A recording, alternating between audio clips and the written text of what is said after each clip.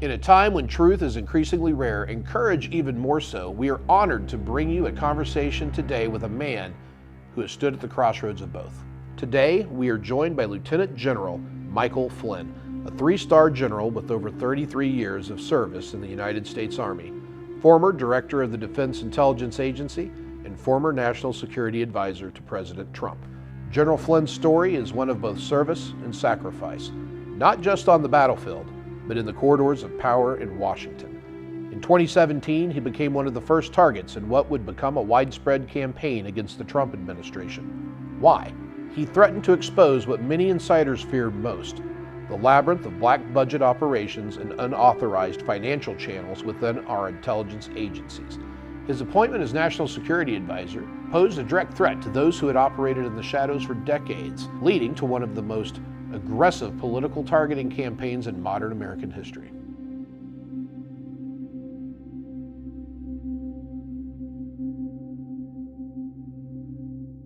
So, General Michael Flynn, thank you very much for taking the time to join us today. Absolutely. Definitely an honor and a privilege to be able to sit across from you and talk and pick your brain on some questions that I know our community certainly has. And before we get into those questions, I wanted to give you an opportunity to expand on some stuff I heard in your movie Flynn, when you were talking about your love of the ocean and your love of surfing. And I did not really picture in my mind. Did you expect that when you saw that? I did not expect that at all. But it was not so much the fact that you said that you just were into surfing. It was more of how you saw it, that you said, you made the comment that it was spiritual. Right. And I was wondering if you could expand on that a little bit. Yeah, so first of all, our family grew up around the ocean. And so, I mean, it's like been a part of, I'm one of 9 brothers and sisters, has been a part of our lives for as long as I can remember. So surfing as a sport, we never really looked at it like it was like a sport, like where I played football, basketball, baseball on sports teams. We looked at surfing as a way of life, and it's not how you ride the wave, or it's not the wave that you ride. It's how you ride the wave, kind of the way sort of life goes too. So it's very, very spiritual when you're out surfing, especially in big surf where you can you're risking your life at times based on some of the challenges that you can face. Anybody that's ever surfed would understand that you're out there kind of, maybe you paddle out with somebody, but you're out there on your own. And if you're kind of like the way I was, that's a time where you're like reflecting. You would pray. I always say a prayer before I head out into the sets. And then when you get out there, you just kind of sit. And whether it's like freezing cold, a blizzard, or it's beautiful sun with Mother Nature, flowing in, it's an experience that for those that have surfed for a long time, and I'm talking about now in my life, I'm about to turn 66 here in a couple of days. I've been surfing since I was about probably 6-7 years old. So I owned a surfboard when I was 6 years old. And it was the first time I'd ever surfed a little tiny surfboard. And today I still own probably half a dozen surfboards, and I still go out surfing. So it's like an experience for me. Yeah, there's all the working out side of it and all that, the physicality, but it's really going out there. Even if I went out and surfed today, because it's a little bit harder for me, I would go out and sit out there for an hour, 2 hours. Maybe I'd catch 1 or 2 waves. But the spiritual nature of just sitting out there in the ocean, reflecting on everything, it's something that you cannot imagine unless you've been out there and done that. Is that what is, informed or driven your way of handling your life's challenges? Oh yeah, big time. In a lot of ways, because of the way that it causes you to reflect on all of the challenges that you're going to face, because when you come back from the ocean, right, and the whole thing about water is life, right? So when you think about water, I mean the spiritual nature of water, we get baptized with water, you get, you can become born again in some river or at some beach. I've seen those types of things in my life, a lot of that stuff that occurred in my life, and as I continued on from the time I was a child all the way through even till today, surfing is a way of life. And for those of us that have been drawn to that, it's a connection. And throughout my military career, I actually connected with an awful lot of people that when they learned about the fact that I surfed, it's a very funny, it's a small community of people. But actually in the military, there's quite a few people. There's more than you would think that have experienced that. And it's not just the physicality of it. It's the spiritual nature of paddling out, thinking about everything that's going on around in your life, and then focusing everything on something that could actually kill you at that moment versus going out and playing, 5-on-5 in a or 2-on-2 in a basketball in some park, or going out and playing some softball, or I played football, other sports, hockey, running, bicycling. Surfing is a totally different aspect of physicality, and especially when you're talking about when you go out and surf in big waves. So you said it was a living organism, the ocean, and you were part of it. So do you view it as channeling in being one with the water and moving with it, as opposed to more of a strategic game, or? Yeah, no, I mean, it's all of that. I think it's all of that. I mean, I think it's a very natural part of who we are, because again, it's the ocean, right? And the ocean dominates the world. Man trying to always stand up against Mother Nature, right? And I think that I've jumped out of airplanes a lot. I've done a lot of different things. I've jumped off of cliffs, bridges. I've risked different things. But the blending of who you are and then challenging the ocean is much different. I've surfed and I've been completely knocked out. Floated to the surface. Had to been pulled out of the ocean, right? Gotten, do you go back out? I mean, and it was like, so that challenge, when you challenge the ocean, I'm not talking about, the fun days of going out and surfing in, 3 or 4 foot surf. I'm talking about going out and really challenging the ocean and looking at places like surf breaks and going, oh my God, I'm going to go out, I'm going to paddle out in that. And it's immense. And you're like, it is going to challenge you to the degree that you probably have never, ever felt in your life. And I've taken people out who have never surfed before, because they go, I got to go out and I got to try it, because they're athletic. And they get out there and they're just, I would say, I would always tell them, can you swim? How long can you hold your breath? I would train when I surfed quite a bit, and I lived in Hawaii when one of my assignments was 25th Infantry Division. So I would actually train to stay down below the water for at least a minute. That's a long time. You hold your breath for a minute. Now there's guys that can hold their breath for 2 minutes, 4 minutes. It's one of those things where when you lose to it, okay, like if you're able to champion a wave and you get an unbelievable a feeling, you're like, wow. But then when you lose to it, you have to succumb to it. Right, and that's hard to understand. But when you're forced down underneath the ocean, and you don't have any control, you're totally out of control. But you still got an attachment to a surfboard through your shock cord, and you're like, no control. You better then take control of that moment, and I've said prayers at that moment. Well, it's definitely served you well. I think facing the ocean is a great metaphor for the last several years that we have come through. We're now on the backside of that. I just watched the Flynn movie again. I watched it back over the summer when he first released it, and I knew you were coming here, so I wanted to definitely check it out. I definitely encourage everybody. I think everybody going into the government right now ought to watch it. Honestly, if people watch it, they'll understand what is going on right now. It's going on right now. Again, we're going through it again. Well, that's really what I'm interested in talking to you about. You found yourself alone in the ocean, and the simple way I can put it is that you were the poster boy for being someone that is a threat to the status quo, and how that establishment that is the status quo deals with that. Yeah, I mean, people need to understand that the level, when you get to that level, right, and I'm talking about a very serious senior level of government official, and it's like what we're seeing right now. So for your audience and for everybody that watches this and whatever, and clips of it or these next few weeks, the dirt that's being dredged out of every single person's life, right? So, there's no dirt on Mike Flynn.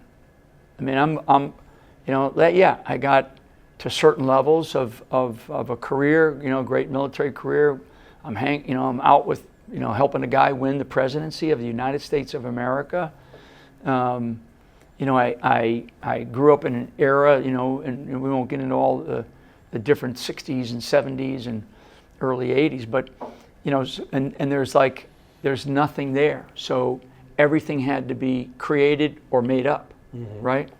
So because if you're not owned by the establishment or the quote unquote deep state, which is principally the CIA, it's not, there's a bureaucratic underlings, but it's really the CIA is probably the essence of the deep state, and their methods of controlling people are very clear, and I think a lot of people have learned that more and more in the last probably, these last 8 years. But they didn't have anything, so there was nothing there on Mike Flynn. What do we got on Mike Flynn, right?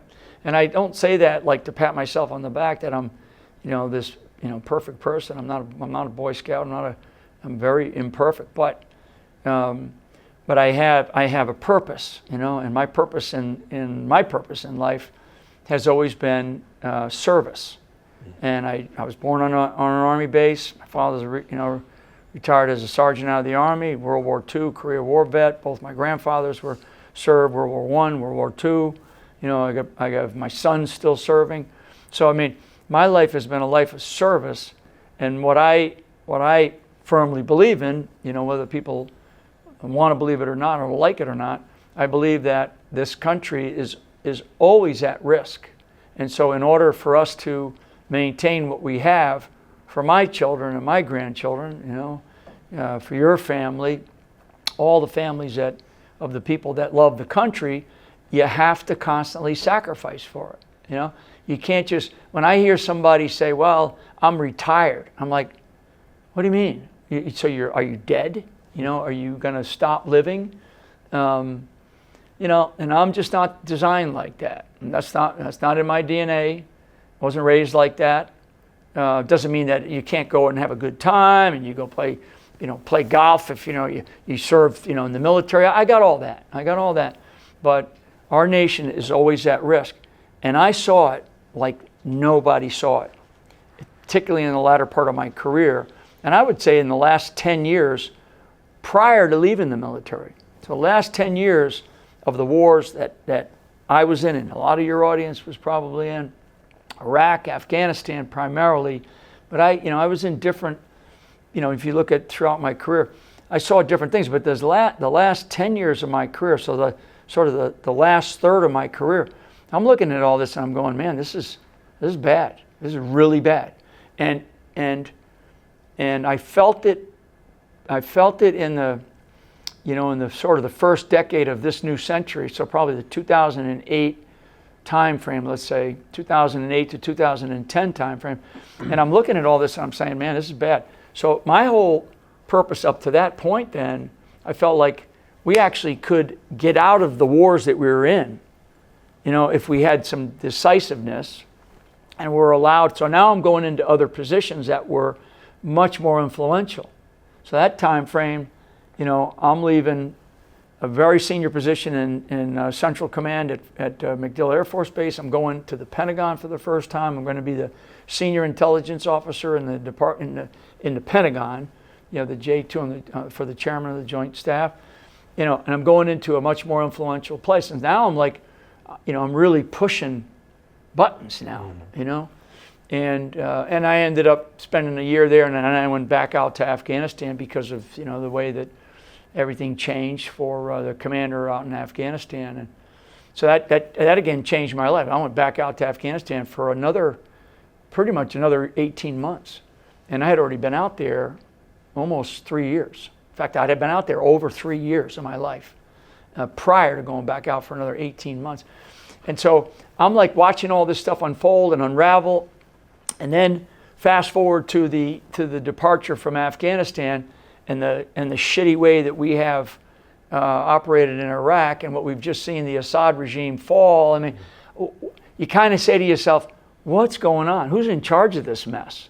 And do we have anybody that actually cares about what it's doing to our country? So when I say that Americans should be in a constant state of sacrifice, it actually is only a couple, it's a small percentage. Most people, and I want most people to just live their lives, go about their business, but to know that there are people out there that are willing to do what they're willing to do.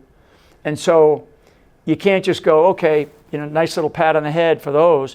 That means that those people have got to figure out ways to give back to them, whether it's prayer, through their churches, through their communities, or through the encouragement of the American people. But when the government begins to turn on the American people, which is what has happened, okay? And that government started to turn on the American people, not because Donald Trump came down the escalator.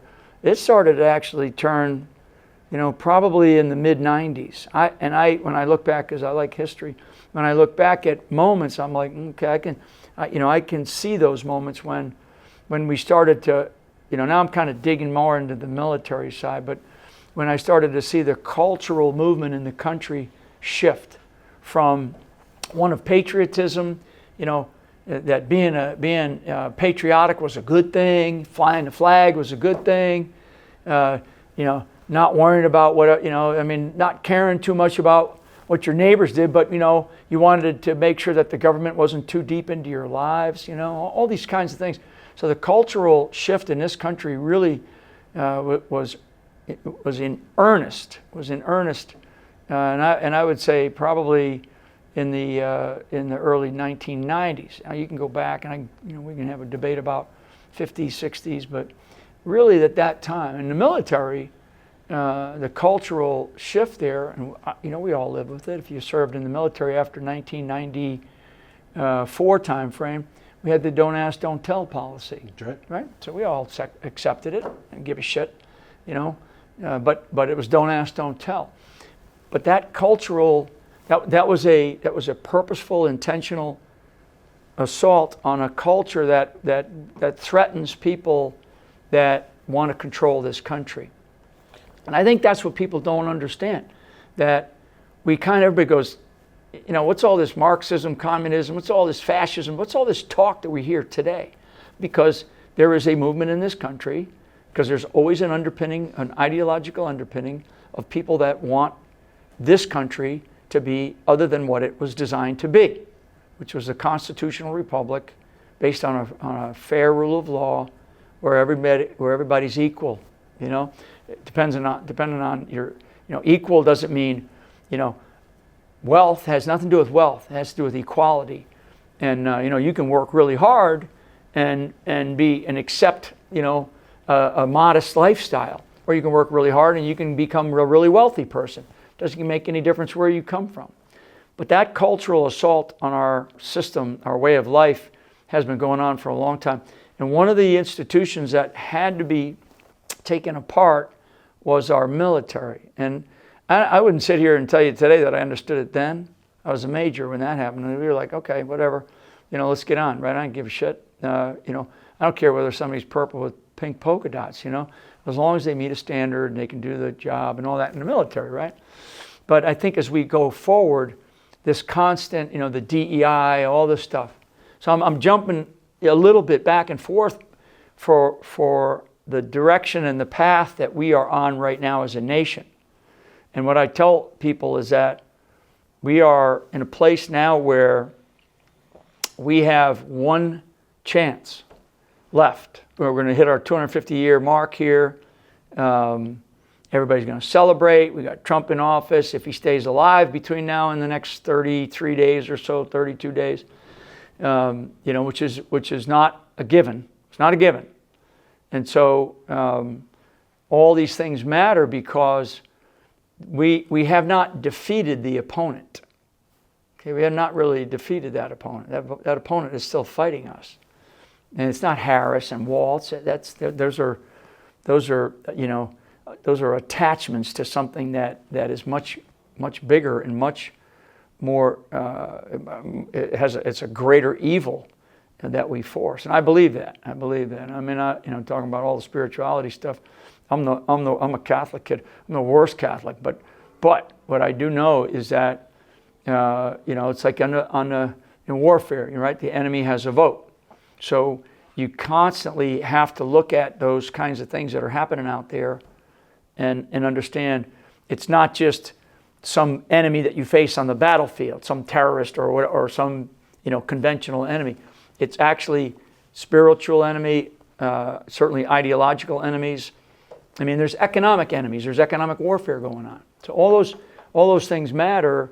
And I think for the people that understand that, like a guy like me, what we have a responsibility. I feel a direct responsibility to do everything that I can, because I've been blessed to be given the things that I've been given, and to get to the levels that I got to, and the attacks that I received.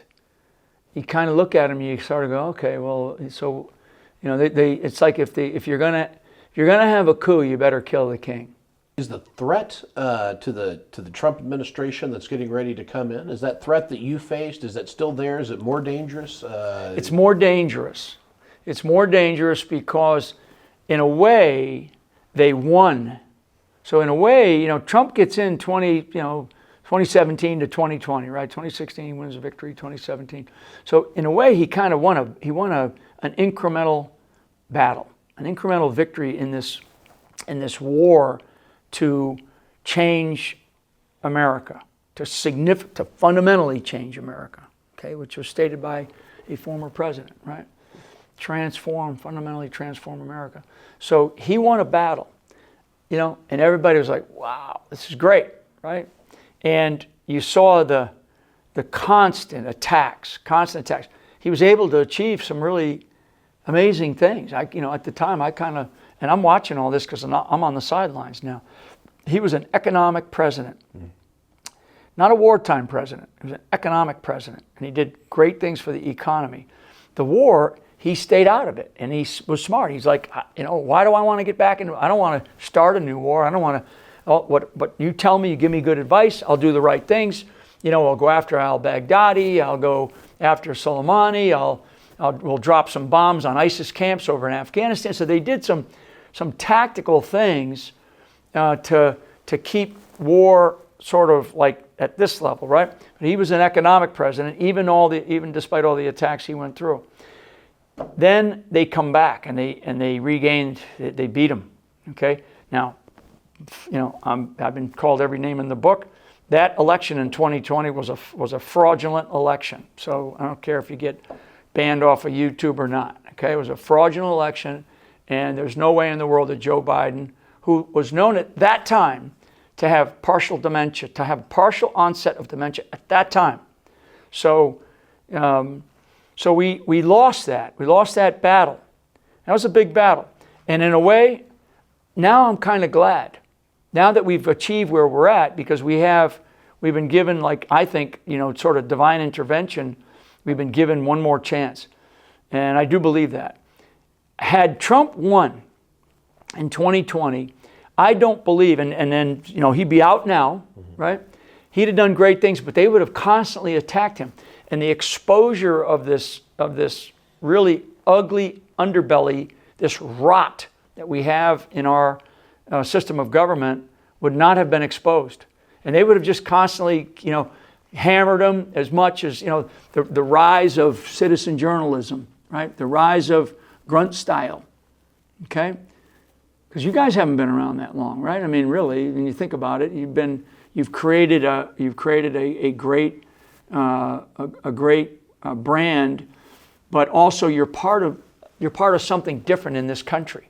You're part of a movement of people in this country that said, hey, enough is enough, and we're going to come together in our own ways, whether it's through veterans groups. You can't pretend to have well, we're biased on, we're going to be apolitical. Bullshit, right? If you're apolitical, that means that it's like General Grant. You're either a patriot or you're a traitor. So what camp do you want to be in? You want to be in the camp of patriots? That doesn't mean we have to agree on the battle plan. It just means that we have to agree that America is the shining city on a hill, and that the Constitution is our bedrock, right? But if you don't believe that, then that was kind of Grant's mindset, right? So if you don't believe that, then what do you believe? So you don't want to be American the way America is supposed to be, right? So there's a lot to unpackage there, but the exposure of what was created over these last 4 years by people like your organization, by people like me, by others that are out there that have been fighting tooth and nail and saying this is bad, right? The World Economic Forum, right? Our whole Reawaken America tour. I mean, I actually started to go back with my wife the other day. We were talking, and in the last 4 years, I have traveled to over 300 cities or towns in this country. For like what? To make sure that people understood that we have one more chance. And so if I did my little part, I feel good that I did what I did, because we're like talking about water. We're like this raging river. Like we're here in Western North Carolina. We're just on the outskirts of Asheville, I think, or we just visited Black Rock. You've seen where the rivers flowed, right? Well, America is like that drowning person in that river right now. And every so often for the last 4 years, we were kind of coming up. That person could swim. We were actually given, the grace of being able to stay alive and breathe every so often and then go back under. And we felt like, man, we're like a drowning man, okay, in a raging river heading towards either a wall or a waterfall or something that was going to kill us, okay? And the banks, are really, they're way, it's a wide river. So you're stuck in the middle and you're flowing really fast. So the metaphor of America, that's where America was at. And so the American people said, we got to throw ourselves a life raft, and Donald Trump is the guy. He's the guy in this moment of history. He is such a historical figure. We're not going to have another one like him. We haven't had one like him since Abraham Lincoln, and I'm not sure when the next one will be. Maybe another 100 years, maybe another 300 years, if we last as a nation. So we have this historic moment in time. Essentially, by the grace of God, a life preserver was thrown out into that person drowning, rushing down that river, and now America is hanging on. But that river's still rushing. If we don't get our shit together here in these next, I don't know, year and a half, and take the action that's necessary, the action that it will come with consequences, then I fear that we will lose the opportunity that we've been given. And I mean, the miracles that have happened to put Trump back in office, I think it's only the second president in the history of the country that's been able to come back, with a break and come back. And then, of course, by the grace of God, they tried to turn his head into a red mist, right? So anyway, we're in one of these places where we must take the opportunity. The people of this country, there's no retirement. I don't want to hear about people retiring. I don't care how old you are. I don't care what you have. Do not give up until this country is secured to at least another point in time where we can go and say, okay, I can see another 100 years of surviving. Okay, I think we can get to our 350-year anniversary as a constitutional republic. That's not guaranteed. It's not guaranteed. And if we don't have people that believe that and then are willing to go to the gates, right, and fight for it, then we will not get there. Do you think the American appetite is there? I think it is with a larger body of people, a larger percentage than maybe 10 years ago. And I think it's because so many people, my sort of fingertip feel of the operational environment, the sentiment of the American people is really pretty good. And I actually think that the American people finally realized that we really were at risk here. It feels like we've woken up from a bad dream. Hey, I mean, Donald Trump, if he lost, and I say this, to all these audiences that I'll probably say this until he, finishes, that had he lost that race, he'd be in prison right now for the rest of his life. 26, I mean, as it is, the judge that is in that case, he just moved his sentencing 4 years. Yeah. So they're not done. And that's why I say, like I said the day after the election. So I went home that night about 4 o'clock in the morning, got up, drove, sat there as I'm driving back up to my house with my wife and a couple others, and we're sitting there and I'm thinking, okay, so what happened, right? Because it's never about the moment, it's about what's next, okay? And that's how my mind thinks. So I looked at it and I made the comparison, and I wrote about it, and I've spoken about it. I made the comparison of D-Day, like the D-Day invasion, right? So the American people, we attacked on D-Day. Here it is the day after, right? So D-Day +1, right? If you think about the Normandy invasion, D-Day +1, we were up on the cliffs of Normandy, we're breaking through the hedgerows, but we can't, it's a long way before we can declare victory over Europe, right? Still got bridge over the Remagen, you got the battle of, the Bastogne battle. I mean, you got all kinds of other things that are going to happen between the day of the victory, the beachhead, right? And now we got to get to a place where we can declare victory, right? And I don't personally believe that day will ever come. So my way of thinking, the way I look at things, you'll have these incremental victories, and you'll feel good about, we did this or we did that, and whatever laws passed, or the Supreme Court has a ruling like the Roe v. Wade ruling, which was a big deal. Everybody felt good about it. Those are big victories. But that's why I say that the nation is in a constant state of sacrifice. And so there's not really going to be a declaration of the victory over Europe or victory over Japan, to use that metaphor. It's constant. But what we can do, like, back to surfing, right? Back to physicality. This nation is in a pathetic state of health right now. Okay? Name one condition, and I'll give you the details of economically, politically, right? Militarily, information. If that's one area, that's an area where we actually have some strength, because there's been a rise of people because of things called free speech and the internet, and a couple of good people that have sort of flipped. Elon's flipped, So those are conditions of health as a nation, and we are weak. We're weak right now, and we have to kind of like you got to work out, right? The body's got to be worked out. That means America has to work out. And that means you need leaders who are going to be disciplined, and then they're going to drive this country to get stronger again. If we don't do that, in these next couple of years, we're in trouble. That's why there's such an anxiety right now in this country. There's a huge anxiety. And part of the anxiety is to do something, to take action, right? And, because of where we were just at, Black Mountain Children's Home, I wrote one thing down, and it was while we were sitting in the office, right, with Jimmy. And for anybody that doesn't know about Black Mountain Children's Home, they need to. Unbelievable. What a talk about shining city on a hill. He said, and I wrote this down when we were wandering around here, he said, nobody cares what you say until your actions show how much you care. Right.